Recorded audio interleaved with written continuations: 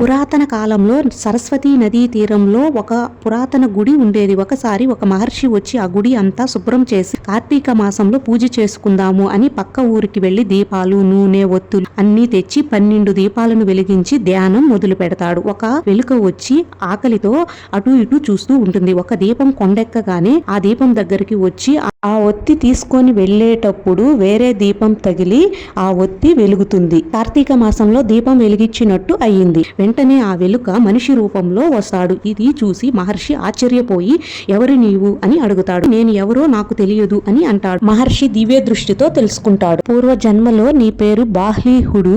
నీవు చాలా దురాశాపరుడివి. ఎప్పుడు ఏ దానాలు ఏమీ చేయలేదు. అందరినీ కష్టాలు పాలు చేశావు. ఆఖరికి నీ భార్యను కూడా కష్టపెట్టి నీ భార్య సంపాదించిన ధనంతో నీవు తింటూ ఉన్నావు. పండితులను కూడా తిడుతూ కాలం గడిపావు. ఆఖరికి ఆడపిల్లలను కూడా అమ్మే పని అలా చేశావు. శాపం వల్ల నువ్వు ఎలుకై పుట్టావు అని చెప్తాడు. నీవు ఆ ఊరి చివర ధనాన్ని అంతా దాచిపెట్టావు. ఆ ధనాన్ని అంతా తీసుకొని మంచి పనులకి ఉపయోగించు అని మహర్షి చెప్తాడు. అదే విధంగా చేస్తాడు. ఈ కథ వల్ల ఏమి తెలుస్తుంది అంటే కార్తీక మాసంలో దీపారాధన చేస్తే విశేష ఫలితం ఉంటుంది. ఓం నమః శివాయ.